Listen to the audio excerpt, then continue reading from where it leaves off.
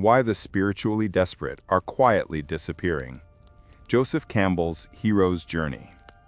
You don't vanish to escape. You vanish to begin. In a world turned up to 11, disappearance is not an ending.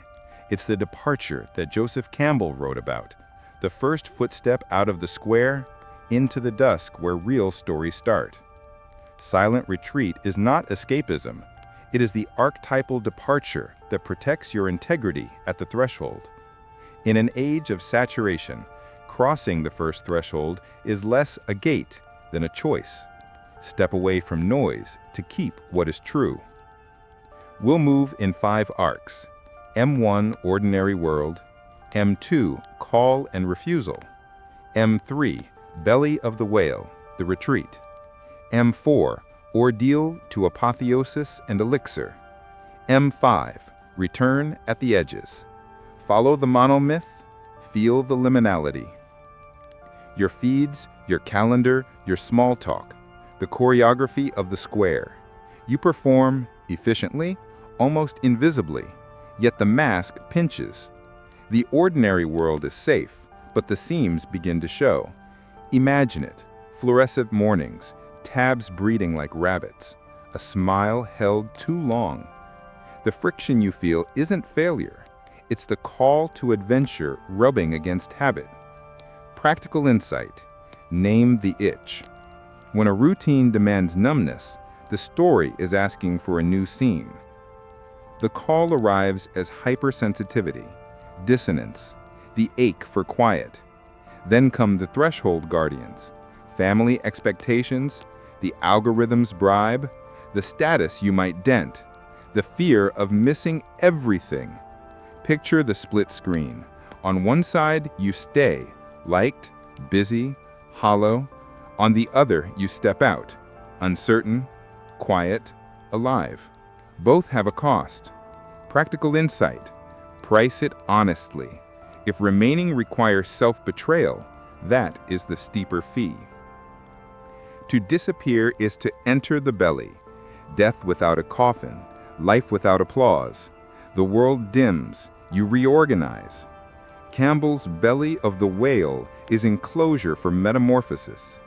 Mentor appears, sometimes a book, sometimes a therapist, sometimes your own unignored voice. Tests follow. Solitude that feels like static, discipline that stings, a detox from noise that shakes old identities loose. Imagine a cabin, a journal, a clock that stops narrating urgency. You keep small vows, morning light before screens, walking without soundtrack, breathing as if you meant it. Practical insight. Give the retreat a ritual container. 3 anchors daily. Nature touch, attention routine, and a digital dopamine fast. Keep it simple, repeatable, honest. The ordeal is not dramatic, it is exact. You meet the minotaur of self-story. I must be seen to exist. You stay, you listen, it loosens. Then clarity, not fireworks, but clean air.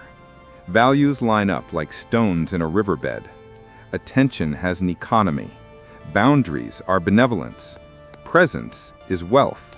This is apotheosis, not becoming a god, but becoming undivided.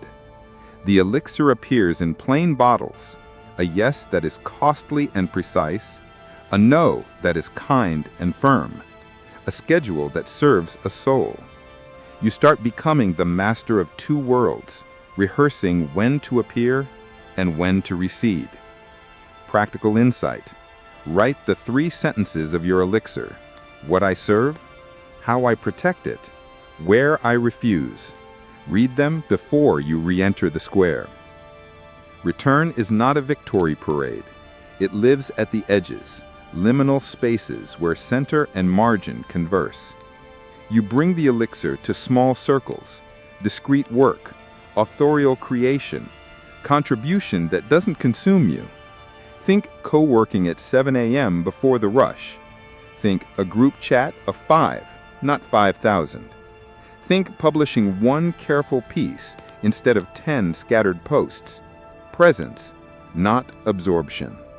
Practical insight. Set edge rules. Where you show up, for how long, and with what intention. The return is stewardship, not spectacle. If this was your call, let the step be small and the vow be real. I'm mapping a companion video, how to design your own departure, initiation, return with guardrails. Tell me, where are you on the journey? Ordinary world? Call? Belly? Ordeal? Or return? Your comment may be someone else's mentor.